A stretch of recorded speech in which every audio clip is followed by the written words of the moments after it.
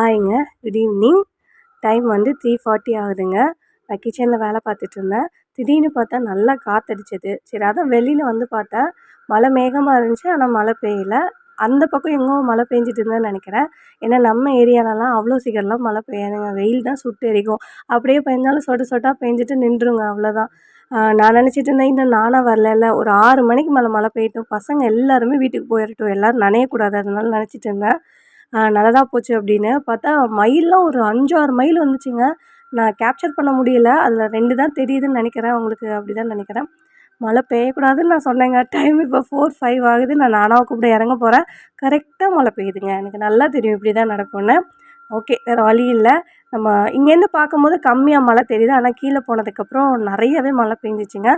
அதுவும் கரெக்டாக நானா கூட்டிகிட்டு வந்தாச்சுங்க. வந்ததும் மழை விட்டுருச்சுங்க. அப்புறம் நானா செய்ய வேண்டியதெல்லாம் செஞ்சாச்சுங்க. அப்புறம் பாத்திரம் விளக்குறது, துணி மடிக்கிறது, இந்த மாதிரி எல்லா வேலையும் வீட்டில் இருக்கிற வேலையெல்லாம் பார்த்துட்டு இருந்தேன். இது நானா கூட தான் பேசிகிட்டு இருந்தேன். ஒரே அழுகை என்கிட்ட, அது வேணும் இது வேணும்னு கேட்குறாரு. மழை பெய்யுற டைமாக இருக்குது, எப்படி போய் வாங்குறதுன்னு சொல்லி தான் எக்ஸ்பிளைன் பண்ணிகிட்டு இருந்தேன். இருந்தாலும் அவர் கேட்கவே இல்லைங்க. அதனால அவருக்கு ஒரு ஸ்டோரி மாதிரி சொல்லி கொடுத்துட்டு இருந்தேங்க. அவ்வளோதாங்க. இன்றைக்கி ஒரு சின்ன வீடியோ தான் இது, மினி வீடியோ தான். வீடியோ ஸ்கிப் பண்ணாமல் பாருங்க. அவ்வளோதாங்க. துணியெலாம் நல்லா மடிச்சாச்சு, எடுத்து வச்சுட்டா அவ்வளோதான், வேலை முடிஞ்சிச்சு.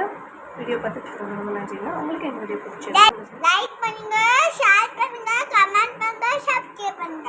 நாளைக்கு ஒரு வீடியோவில் சந்திக்கலாம். Bye by.